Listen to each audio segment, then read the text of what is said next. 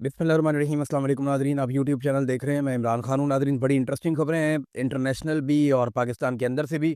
नवाज शरीफ का ख़ास आदमी आसिम मुनीर के ख़ास आदमी से लड़ पड़ा है और लड़ाई की वजह जो है वो प्रॉपर्टी है और एक दूसरे के इन्होंने पोल खोलने शुरू कर दिए हैं, अजीबो-गरीब हरकतें शुरू कर दी हैं। ये बड़ा मज़ेदार एपिसोड है, ये मैं आपके सामने रखूँगा कि ये क्या हुआ, कैसे हुआ और पाकिस्तान में जिस लेवल की चोरी की जा रही है, इसके एक और यानी ये सबूत तो पहले भी मौजूद था, लेकिन इसको दोबारा से ये जब चीज़ें मंज़र-ए-आम पे आती हैं, हर मर्तबा बड़ी तकलीफ़ होती है। तो कुछ ऐसे फैक्ट्स हैं जो मैं आपके साथ शेयर करूँगा, आप हैरान हो जाएँगे। तो नाज़रीन, सबसे पहले जो इस वक़्त सिचुएशन है ख़ित्ते की, उस पे हम बात करते हैं। डोनाल्ड ट्रंप एक दिन जंगबंदी करता है और साथ ही अगले बयान के अंदर वो ऐलान-ए-जंग कर देता है। यानी आप डोनाल्ड ट्रंप को प्रेडिक्ट नहीं कर सकते। ये अमरीकी तारीख़ का एक अजीबो-गरीब किरदार है। एक पोस्ट करता है कि हमने अपने अहदाफ हासिल कर लिए हैं, हम जंग जीत गए हैं, जो काफ़ी है। और फिर अगली पोस्ट में कहता है कि ईरान दुनिया के लिए बदस्तूर एक खतरा है, जिसे हमें ख़त्म करना पड़ेगा। तो एक डोनाल्ड ट्रंप की पोस्ट से ऐसा लगता है कि जैसे ईरानी बहुत अच्छे हैं, मामला हल हो गया। एक से ऐसा लगता है कि उनसे बुरा दुनिया में कोई नहीं और मामला अभी हल नहीं हुआ। एक बयान में कहता है कि ईरान को हार मानना पड़ेगी, अजीब लोगों से हमारा पाला पड़ गया है, वो काफ़ी ज़हीन भी हैं, बहुत सख्तगीर हैं।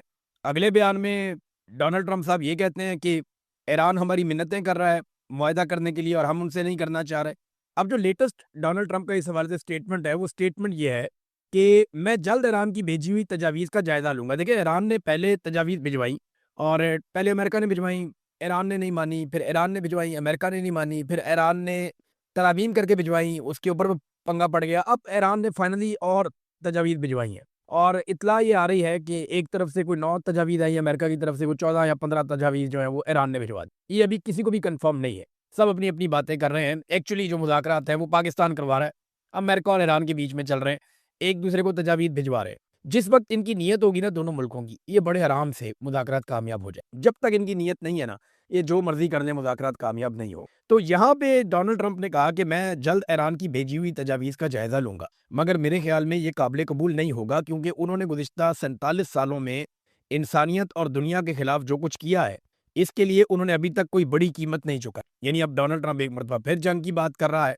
तो जंग की बात में ना एक बात आप ज़हन में रखिएगा कि सेंटकॉम के जो कमांडर हैं, उन्होंने डोनाल्ड ट्रंप को ब्रीफिंग दी थी अभी हाल ही में। और इसके बाद एडमिरल ब्रैड कूपर इनका नाम है। इन्होंने 26 फरवरी को जब दी थी ब्रीफिंग, तो 28 फरवरी को अमेरिका ने हमला कर दिया था। इस मर्तबा इन्होंने दोबारा डोनाल्ड ट्रंप को एक ब्रीफिंग दी है कि क्या-क्या कुछ किया जा सकता है ईरान के खिलाफ। वो कौन से 3 फौजी ऑप्शन हैं जिनके ऊपर अमल दरामद किया जा सकता। मैंने आपको वो रिपोर्ट भी की। अब यही जो सेंटकॉम के कमांडर हैं, इन्होंने इसराइल से भी राब्ता किया है और इसराइली चीफ ऑफ स्टाफ ने हमांगी पैदा करने के लिए, क्योंकि अगर हमला होना है तो इसराइल ने साथ मिलकर हमला करना। और इस मर्तबा अरब ममालिक में भी बहुत सारे दिफाई साजो-सामान वो ले रहे हैं। उनकी भी तैयारी है, वो अब किसी और पिच पे है। पिछली मर्तबा हालात कुछ और थे, इस मर्तबा हालात थोड़े से मुख्तलिफ हैं। इस मर्तबा अरबों का नुकसान भी हो चुका है और ईरान के पास ये शवाहिद भी हैं कि अरब ममालिक की सरजमीन से ईरान पे बार-बार अटैक किया गया है और ईरान की गवर्नमेंट से जुड़े लोगों ने बाकायदा निशानदेही कर दी है उन अहदाफ की जो अरब सरजमीन के ऊपर मौजूद हैं और जिनको वो कहते हैं जी हम निशाना बनाएँगे। चाहे वो सऊदी अरब में है, कतर में है, यूएई में है, बहरीन में है, उर्दन में है। उन्होंने बताया जी हम इन अहदाफ को निशाना बनाएँगे। सिर्फ वहाँ पे ओमान एक ऐसा मुल्क है जिसके साथ अभी तक ईरान का कोई फड्डा नहीं है। तो सेंटकॉम के जो कमांडर हैं, उनका अब राब्ता हुआ इसराइली चीफ ऑफ स्टाफ से, ताकि हमायंगी पैदा की जाए कि अगर हमला होता है तो किस तरीके से किया जाएगा। और ये खाली इतनी बात नहीं है, डोनाल्ड ट्रंप को ब्रीफिंग देने के बाद सेंटकॉम के कमांडर कूपर जो हैं वो फौरी तौर पे मिडल ईस्ट आ गए हैं। एडमिरल ब्रेट कूपर इस वक्त मिडल ईस्ट में मौजूद हैं और यहाँ पे जो दिफाई तैयारियां हैं उनको हतमी शक्ल दे रहे हैं, या जो जारहाना हिकमत अमली हो सकती है अमरीकी फौज की, उसको हतमी शक्ल दे रहे हैं और वो जायजा ले रहे हैं तमाम चीज़ों का ग्राउंड पर आके। डोनाल्ड ट्रंप से मिलना, वहाँ पे ब्रीफिंग देना और उसके बाद फौरी तौर पे इसराइली चीफ ऑफ स्टाफ से राब्ता करना और फिर खित्ते में उनकी मौजूदगी और वहाँ पे ऑपरेशनल तैयारियों का जायजा लेना। ये सारी चीज़ें इशारा कर रही हैं कि अब दोबारा लड़ाई हो सकती है, कशीदगी दोबारा बढ़ सकती है। डोनाल्ड ट्रंप को फेस सेविंग चाहिए। डोनाल्ड ट्रंप ने कई मर्तबा कहा कि मैं जंग जीत गया हूँ, लेकिन मैं बहुत बड़े मार्जिन से जीतना चाहता हूँ। तो बहुत बड़ी फेस सेविंग डोनाल्ड ट्रंप को चाहिए, जिसके बगैर पॉलिटिकली वो अमेरिका में बहुत बुरी तरह डैमेज हो गया। अमेरिकन्स का एक देखें, मैंने आपको पहले भी बताया था, अमेरिकन्स भी एक ऐसी कौम है जो बड़े फ़ख्र के साथ जीत। अब आपको ये अच्छा लगे या बुरा लगे, अमेरिकन्स के अंदर भी एक बड़ा फ़ख्र है, एक बड़ा प्राउड नेशन है वो ये कहते हैं जी हम किसी से नहीं हार सकते, हमने सारी जंगें जीती हैं, हम आइंदा भी जंगें जीतेंगे। और उन्हें कमज़ोरी बिल्कुल पसंद नहीं है, यानी वो ये नहीं देख सकते कि उनका प्रेसिडेंट हार गया और जो प्रेसिडेंट हारेगा या पीछे हटेगा वो उसका खुमियाजा भुगतेगा। यानी जिस तरीके से जो बाइडेन अफगानिस्तान से निकला, उसका बहुत बड़ा डैमेज हुआ उसको पॉलिटिकली, और बड़ा मजाक उड़ाया उसके मुखालिफिन ने उसका। तो अगर डोनाल्ड ट्रंप यहाँ पे ये अधूरी जंग छोड़ के आ जाता है और ईरान को दुनिया फातेह समझती है, तो अमेरिका को तो डैमेज होगा, डोनाल्ड ट्रंप को पॉलिटिकली और उनकी पार्टी को बहुत बड़ा डैमेज हो जाएगा।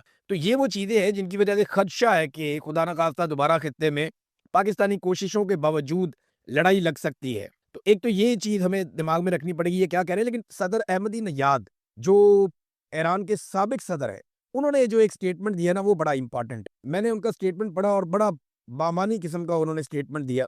उन्होंने कहा अब दुनिया ये कबूल करने को तैयार नहीं है कि एक कौम समंदर पार बैठकर बाकी तमाम अकवाम की किस्मत का फैसला करे। डॉलर और फौजी दबाव पर मबनी निज़ाम अपना असर खो चुका है। अगर वाशिंगटन अपने जवाल से बचना चाहता है तो उसे एहतराम का लफ्ज सीखना होगा। हम कोई कानूनी नहीं है, हम हजारों साल पुरानी तहजीब हैं। ईरानी सरजमीन पर उनका किया गया हर हमला दुनिया के इस हिस्से में उनके असर रसूख के खात्मे को मजीद तेज करता है। वो ये करते हैं जितना वो हमारे ऊपर हमला करते हैं ना, इससे दुनिया में उनका असर रसूख कम होता है, अमेरिका का उससे बढ़ता नहीं है। और डॉलर के हवाले से मैं अभी आपको, क्योंकि यहाँ पे बात हुई कि डॉलर के जरिए से और फौजी दबाव के जरिए से दुनिया को कंट्रोल करते हैं, तो यहाँ एक बहुत बड़ी खबर है, ये भी मैं आपको पढ़ के सुना देता हूँ। चीन और रशिया ने एक बड़ा कदम उठाया है। वर्ल्ड अफेयर नाम की जो एक वेबसाइट है उसने ये खबर भी जारी की है और आलमी मीडिया में छप भी रही है। चाइना ने दो बहुत बड़े कदम उठाए, लेकिन पहले आप ये देख लें कि Russia and China started trade in Russian rouble and Chinese yuan currency only stopping using dollars. वो ये कहते हैं कि रूस और चाइना जो है वो रशिया और चाइना की करेंसी के अंदर ट्रेड करना शुरू हो चुके हैं और सिर्फ इसी में वो ट्रेड करना चाहते हैं ताकि डॉलर का रास्ता रोका जा सके या डॉलर के इस्तेमाल को कम किया जा सके या उसको रोका जा सके। ये डॉलर के लिए अच्छी बात नहीं है, ये दो बहुत बड़ी मईशतें हैं। अगर इनके नक्शे कदम पे एक दो और मईशतें चल पड़ी, फर्ज करें अगर कल को जर्मनी कहता है कि हम यूरो के अंदर ट्रेड करेंगे, हम डॉलर में नहीं करेंगे। जर्मनी दुनिया की एक और बड़ी मईशत है ना, टॉप 5 के अंदर यही है। इंडिया है, जर्मनी है, जापान है, अमेरिका है, बरतानिया है, फिर रशिया भी टॉप 10 के अंदर आता है। चाइना दुनिया की बड़ी मईशतों में दूसरे नंबर पे है। तो अगर ये ममालिक जो है ये कह देते हैं कि हम अपनी अपनी करेंसी के अंदर ट्रेड करेंगे और इंडिया जैसा एक बड़ा मुल्क भी ये कहता है कल को कि हम डॉलर में ट्रेड नहीं कर रहे, जिस मुल्क के साथ कर रहे हैं हम दूसरी करेंसीज में देख सकते हैं, तो अमेरिका के लिए बहुत बड़ा इशू हो जाएगा। और अगर डॉलर नीचे जाएगा तो अमेरिका का जो सुपर पावर का स्टेटस है वो खतरे में आ जाएगा। चाइना ने एक और स्टेटमेंट दिया है और ये जरा सख्त है। देखिए, अमेरिका ने पाबंदियां लगाई हैं कुछ बहरी जहाज़ों पे, कुछ कंपनीज के ऊपर, कुछ रिफाइनरीज हैं उनके ऊपर कि वो ईरान के साथ ट्रेड कर रहे हैं। अब इसमें जो स्टेटमेंट दिया है चाइना ने, चीन की वजारत तजारत ने ऐलान किया है कि वो ईरानी तेल खरीदने के इल्ज़ाम में निशाना बनाई गई 5 कंपनियों के खिलाफ अमरीकी पाबंदियों की तामील नहीं करेगा। चाइना ने बाकायदा अमेरिका की पाबंदियां मुस्तरद कर दी हैं। अमेरिका धमकी ये लगाता है कि अगर हमारी पाबंदियां कोई मुस्तरद करेगा तो हम उसके ऊपर टैरिफ लगा देंगे। तो चाइना कहता है लगाओ, हम भी लगाएंगे। अब चाइना इस लेवल पे ट्रेड कर रहा है अमेरिका के साथ और दुनिया के साथ कि इतना आसान नहीं है कि उसके ऊपर आप बड़ा सा टैरिफ लगा दें और यकतरफा तौर पे आप उसको दबा लें। और ख़ास तौर पे उस वक्त जब आपकी फ़ौजें चाइना के करीब मौजूद, यानी चाइना का फासला यहाँ से कम है, अमेरिका का फासला बहुत ज़्यादा है। चाइना थोड़ी सी सपोर्ट करे तो ईरान अमेरिका के लिए बहुत बड़ी मुश्किलात पैदा कर सकता है। तो चीन ईरानी तेल का एक बड़ा खरीदार है, खास तौर पर छोटी और आज़ाद रिफाइनरीज के जरिए, जिन्हें टी पॉट्स कहा जाता है। ये रिफाइनरियां कम कीमत पर फरोख्त होने वाले ईरानी खाम तेल पर इन्हिसार करती हैं। अमेरिका जो ईरान की आमदन कम करने की कोशिश कर रहा है, वो इन पर पाबंदियां लगा रहा है। चीन का कहना है कि वो अमरीकी पाबंदियों को तस्लीम नहीं करता। ये वजारत तजारत है चाइना की जिसने ये स्टेटमेंट जारी किया, और चीनी कंपनियों और इदारों को भी इन पर अमल दरामद या इनकी तामील नहीं करनी चाहिए। चाइना के बाद अपना पूरा एक इकोनॉमिक वर्ल्ड है और अगर वो इससे अपने आप को बाहर निकालता है तो ये कोई अच्छी खबर नहीं है अमेरिका के लिए। ये अमेरिका के लिए मुश्किलात बढ़ेंगी आने वाले वक्त में। डोनाल्ड ट्रंप ने अमेरिका को वहां पे लाकर खड़ा कर दिया है जहां पे अमेरिकन फौज का दबदबा पहले जैसा नहीं रहा। दूसरा, अमेरिकी डॉलर का असर रसूख जो है वो खतरे में पड़ गया है। फौजी दबदबा खत्म और डॉलर का असर रसूख अगर पीछे चला गया तो अमेरिका दुनिया की इकोनॉमी को कंट्रोल करने की वो सलाहियत खो देगा जो उसके पास गुज़िश्ता कई दहाइयों से है।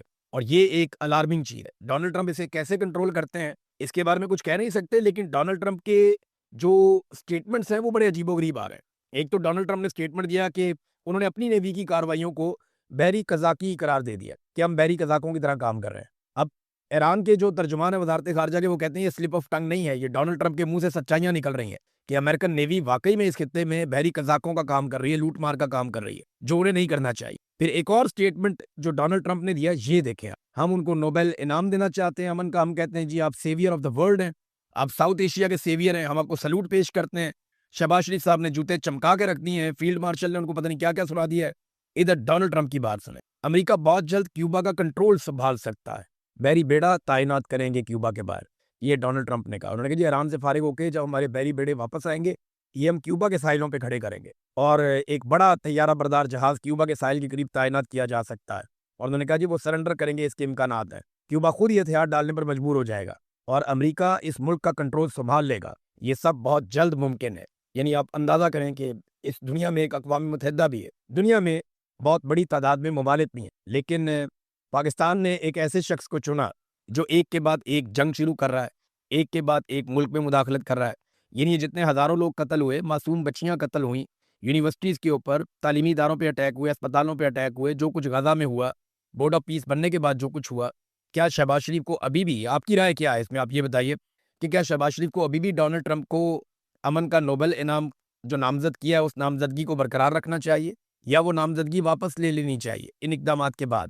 خاص طور پہ جب وہ ایران کے ساتھ وہ دھمکی دیتے ہیں کہ ہم سویلائزیشن ختم کر دیں گے، جب ڈونلڈ ٹرمپ یہ کہتے ہیں کہ سویلائزیشن ختم کر دیں گے یا پورا ملک تباہ کر دیں گے، اڑا دیں گے، تو اس کا مطلب کیا ہے؟ جب وہ یہ کہتے ہیں کہ ہم کیوبا کا کنٹرول سنبھال لیں گے، جب وہ ایک ملک کے صدر کو اٹھا کر لے جاتے ہیں مدورو کو اور اپنے ملک میں لے جا کے اس کو بند کر دیتے ہیں، تو یہ بہت عجیب چیزیں ہیں جو دنیا وٹنس کر رہی ہے۔ اب آ جائیں ذرا پاکستان کے اندر ناظرین، نواز شریف کے خاص آدمی ابصار عالم اور عاصم منیر کے خاص آدمی محسن نقوی، ان کے بیچ میں ایک معاملہ ٹھن گیا۔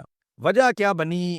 ابصار عالم صاحب کا یہ جو بہت بڑی ایک بلڈنگ نہیں تھی کانسٹیٹیوشن ایونیو پہ، بلڈنگ نمبر 1، یہاں پہ پہلے ہوٹل بنانا تھا، بعد میں انہوں نے جی فلیٹ بنا کے بیچ دیے، سیکیورٹی ایشو ہے۔ اب اس کی پیمنٹ بھی نہیں کی ہوئی تھی، یہاں پاکستان میں تو بہت دو نمبری ہوتی ہے نا، تو کسی نے یہ بھی نہیں سوچا کہ یار کانسٹیٹیوشن ایونیو کے اوپر ہے، سامنے پارلیمنٹ ہے، سپریم کورٹ ہے، ہائی کورٹ ہے، یہاں پہ ساتھ ہی جو ہے پارلیمنٹ، آگے جا کے لاجز آ جاتے ہیں، کیسے ہمارے مقدس ادارے ہیں یہاں پہ، تو اس جگہ کے اوپر بھی پیسہ بنا لیا افسران نے دو نمبری کر کے، اور فراڈ قسم کے مافیا نے یہاں پہ آ کے مال بنا لیا، ججز نے بھی اپنا پیسہ کھا لیا۔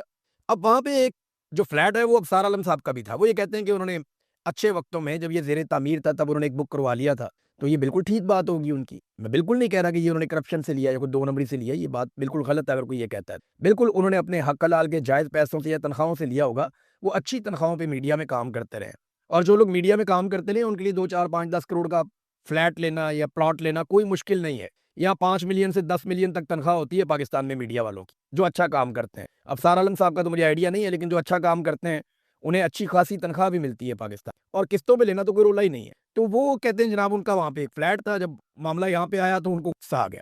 اب غصے کے اندر انہوں نے کیا کچھ کہہ دیا، انہوں نے کہا جی محسن نقوی نے اسلام آباد کے دل میں بلڈنگ پر حملہ کیا، رینجرز کو غیر آئینی اور غیر قانونی طور پر استعمال کیا، ان کی کمانڈ کے حکم کے بغیر انہیں استعمال کیا گیا، اور ابھی کورٹ کا تحریری آرڈر بھی نہیں آیا تھا اور یہ سارا کچھ کر دیا گیا۔ یہ ابصار عالم صاحب تھوڑا عرصہ پہلے جب کچی آبادیاں گرائی جا رہی تھی تب نہیں بولے، جب رینجرز کو استعمال کر کے نہتے شہریوں پر گولیاں چلائی گئیں تب نہیں بولے، پہلے بھی تو رینجرز کو استعمال کیا گیا۔ آج تو صرف بلڈنگ خالی کروا لیتے، پہلے تو انسانوں کا قتل عام کر دیا گیا، آپ کہہ رہے تھے نہیں کوئی قتل نہیں ہوا، کچھ نہیں ہوا، اب تو 2 نمبر عجیب طریقے سے بات کر رہے، یاد ہے آپ کو؟ تو ابصار عالم صاحب اب اپنی بلڈنگ پہ بات آئی ہے یا اپنے پلاٹ پہ بات آئی ہے، آپ کا حق حلال کا ہوگا، لیکن جب بات اپنے گھر پہ آئی ہے تو آپ کو کتنی تکلیف ہوئی؟ تو وہ جو لوگ قتل ہو گئے وہ بھی تو کسی کے بچے تھے، یہ جو کچی آبادیوں میں ہزاروں لوگ جو بے گھر ہو گئے ہیں بہت بڑی تعداد میں، ان کے بھی تو گھروندے تھے، وہ تو ان گھروں کے اندر رہتے تھے، آپ تو یہاں پہ رہتے بھی نہیں ہیں، یہ تو صرف آپ کی ایک پراپرٹی تھی۔ یعنی جس ایلیٹ کلب کی عمارت میں ابصار عالم صاحب کا اپنا فلیٹ تھا اس پر محسن نقوی صاحب کا ریڈ حملہ قرار دے دیا گیا، رینجرز کی مدد لینا غیر قانونی غیر آئینی قرار دے دیا انہوں نے۔ اس سے قبل درجنوں عام بستیاں ملیا میٹ ہوئیں، تب یہ بالکل چپ بیٹھے ہوئے تھے، سیاسی کارکنوں پر اصلی گولیاں چلیں، لوگ قتل ہوئے، ان کو وہ ربڑ کی گولیاں لگتی تھی، اور رینجرز کا وہاں استعمال انہیں عین قانونی اور آئینی لگتا تھا۔ یعنی یہ منافقت نہیں ہے تو اور کیا ہے؟ یہ اب ابصار عالم صاحب بتائیں نا۔ دوسرا انہوں نے ایک سوال پوچھا کہ میرا سوال ہے کیا یہ ملک محسن نقوی کا ہے؟ کیا موجودہ چیئرمین سی ڈی اے اس فرا گوگی کے فرنٹ مین نہیں تھے جو اس وقت دبئی میں فرار ہے، جس کا کہا جاتا ہے کہ وہ پنکی پیرنی کی فرنٹ مین تھی؟ اب یہ ابصار عالم کہہ رہے ہیں یہ تو جو سی ڈی اے کا چیئرمین لگا ہے یہ فرا گوگی کا فرنٹ مین ہے، یہ کیا آج لگا فرنٹ مین؟ ایک دن پہلے آپ نے یہ سٹوری کیوں نہیں کی؟ یعنی جب تک محسن نقوی کی حکومت نے ابصار عالم کے فلیٹ پہ ہاتھ نہیں ڈالا تب تک ابصار عالم صاحب کو یہ سی ڈی اے کا چیئرمین غلط نہیں لگا، تب تک یہ سی ڈی اے کا چیئرمین ابصار عالم کو فرا گوگی کا فرنٹ مین نہیں لگا۔ तब तक अबसार आलम को रेंजर्स के इस्तेमाल पे किसी किस्म का एतराज़ नहीं हुआ। तब तक अबसार आलम को इस्लामाबाद में होने वाले कच्ची आबादियों के ऊपर हमलों पे किसी किस्म का कोई एतराज़ नहीं हुआ। यानी मौजूदा चेयरमैन सीडीए ने इससे पहले मरियम नवाज के साथ 2 साल काम किया। तो जितनी देर ये पंजाब में काम करता रहा सेक्रेटरी कम्युनिकेशन एंड वर्क्स पे, जब तक ये पंजाब हुकूमत के साथ काम करता रहा, यानी 4 साल गुजर गए ना, फराग होगी वाली एपिसोड खत्म हुए, तो ये कहीं ना कहीं तो काम कर रहा था और इसी हुकूमत के साथ काम कर रहा था। ये पंजाब हुकूमत में मरियम नवाज के साथ 2 साल काम करके आया, तो उस वक्त अबसार आलम ने क्यों नहीं कहा कि ये फराग होगी या फ्रंटमैन था? अब उन्हें क्यों याद आ गया? जब उनके अपने फ्लैट पे हाथ पड़ा तो उन्हें याद आ गया। आगे फरमाते हैं कि मेरे पास मुसद्दका खबर है कि मोहसिन नकवी ने इस्लामाबाद हाई कोर्ट के जजेस को पैगाम पहुंचाया कि बड़े साहब, पिंडी वाले ये चाहते हैं कि 1 कॉन्स्टिट्यूशन अपार्टमेंट्स के खिलाफ कार्रवाई हो। यानी कितने आराम से उन्होंने बता दिया कि जजों को मोहसिन नकवी मैनेज कर ले, और मोहसिन नकवी पैगाम लेकर जाता है जजों के पास, किसका? रावलपिंडी से बड़े साहब का। बड़े साहब बोलें तो आसिम मुनीर साहब। अब अबसार आलम साहब पाकिस्तान में, उनको प्रॉब्लम होती है ये बात करने में। वैसे भी अबसार आलम साहब नवाज शरीफ साहब के खास आदमी है, नवाज शरीफ साहब इक़्तिदार में है तो वो सोचेंगे नाम लेते हुए, लेकिन बड़े साहब वो आसिम मुनीर साहब को ही कि मेरे पास, उन्होंने कहा जी मेरे पास मुसद्दका खबर है, पक्की खबर दे रहे हैं कि हाई कोर्ट के जजों को मोहसिन नकवी कंट्रोल करता है आसिम मुनीर के कहने के ऊपर, और गुमराह करता है, उन्हें ये बताता है कि कॉन्स्टिट्यूशन अपार्टमेंट्स के खिलाफ कार्रवाई करनी है। बड़े साहब चाहते, हम कितने अरसे से कह रहे हैं कि अदालतों को मिलिट्री एस्टेब्लिशमेंट कंट्रोल कर रही है, कोई मानता नहीं था। यही अबसार आलम वगैरह भी नहीं मानते थे। आज वो अपने मुंह से कह रहे हैं। क्यों कह रहे हैं? फ्लैट अपना आ गया ना, सिर्फ इस वजह। फिर उन्होंने कहा मेरा एक सवाल है, क्या ये मोहसिन नकवी का मुल्क है? क्या ये मुल्क इसलिए बना था कि यहाँ लोग मेहनत करें, हलाल की कमाई करें, टैक्स दें, बजाय अपना पैसा मोहसिन नकवी और उसके खानदान की तरह मुल्क से नाजायज तरीके से बाहर ले जाए, इस मुल्क में इन्वेस्ट करें अपने बुढ़ापे के लिए और इस पर मोहसिन नकवी कब्जा कर ले? सवाल उन्होंने पूछे हैं मोहसिन नकवी। फिर फील्ड मार्शल के खास आदमी मोहसिन नकवी पे एक और बड़ा घिनौना इल्जाम लगा। उन्होंने कहा मोहसिन नकवी ने अपना काला धन एमनेस्टी के जरिए सफेद किया। मोहसिन नकवी की बीवी का अपार्टमेंट दुबई लीक में जाहिर हुआ। मोहसिन नकवी ने कुछ दिन पहले कहा कि 100 अरब डॉलर बाहर गया है। आप तो खुद पैसा बाहर लेकर गए हैं, आप दूसरों का पैसा कैसे लाएंगे? यही मोहसिन नकवी मनी लॉन्ड्रिंग भी कर रहा है, उसकी बीवी ने गैर कानूनी जायदाद भी बनाई है। और ये सारी चीजें कौन बता रहा है? अबसार आलम, नवाज शरीफ का खास आदमी, आसिम मुनीर के खास आदमी के बारे में बता रहा है। सिंध के मुख्तलिफ एयरपोर्ट पर आज भी जहाज उतर रहे हैं जो काला धन दुबई लेकर जा रहे हैं, ये भी जनाब अबसार आलम ने कहा है। तो नाज़रीन, इसमें घबराने वाली या ज्यादा खुश होने वाली या परेशान होने वाली कोई बात नहीं है। अबसार आलम का फ्लैट बच जाएगा तो मामला बिल्कुल नॉर्मलाइज हो जाएंगे, उसके बाद कोई ना कोई ये हल भी निकाल लेंगे। लेकिन अच्छी बात यह है कि कम से कम इन्होंने एक दूसरे को एक्सपोज किया, और जो बातें हम काफी अरसे से कह रहे हैं उनके सबूत के तौर पे अब इन बयानात को हम सामने रख सकते हैं। नाज़रीन, एक स्टेटमेंट अंसार अब्बासी साहब का भी देखें ना, ये सहाफ़ी कैसे अपने आप को एक्सपोज करते हैं, सीनियर सहाफ़ी कहलाते हैं, यहाँ कई दहाइयों से काम कर। ये देखिए इन्होंने क्या कहा। शहबाज शरीफ साहब की तवज्जो के लिए ट्वीट करते हुए कहते हैं कि इस्लामाबाद के जिम्स के अंदर, ये जो एक्सरसाइजिंग वाले क्लब्स होते हैं, जिम्स के अंदर मर्द और ख़वातीन की मुश्तरका एक्सरसाइज से इखलाकी और माशरती मसाइल जन्म ले रहे हैं। मुतअल्लिका हुकाम फौरी तौर पर इन ख़वातीन और मर्दों के लिए अलहदा औकात मुकर्रर करें और उस पर सख्ती से अमल करवाएं।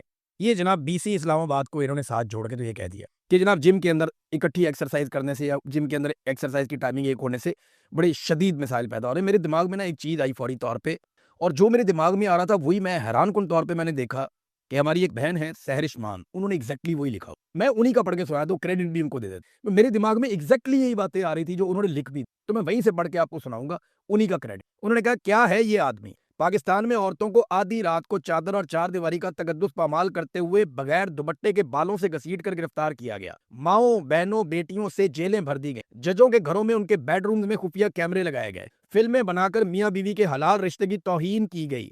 तब इन्हें इखलाकी और माशरती मसाइल जन्म लेते नजर नहीं आए। जिम में इनको गुनाह नजर आ गए। मुनाफकत की भी एक हद होती है, ये उन्होंने लिखा। इद्दत वाला केस भी इनको नजर नहीं है। बेशुमार जरिए वो हामला बच्ची है बेचारी, ईमान मजारी। देखिए वो उम्र के लिहाज से बच्ची है, मेरे से उम्र में छोटी हो सकती है, लेकिन कद में वो हम सबसे बहुत बड़ी है। उसके बारे में क्यों नहीं बोल? मारंग बलोच के बारे में क्यों नहीं बोल? उनकी तौहीन आपको नजर नहीं आती? वहां पे खवातीन का तकद्दुस, उनका एहतराम नहीं होता? वहां पे कोई इस तरह के मसाइल पैदा नहीं होते? वो गुनाह नहीं है? वहां पे ये आदमी कभी बात नहीं। ये ना बहुत आसान रास्ता ढूंढते, चीप रास्ता ढूंढते अपने आप को खबरों में रखने के। अब तक के लिए इतने, अपना ख्याल रखिएगा, अपने इस चैनल का भी। अल्लाह हाफिज।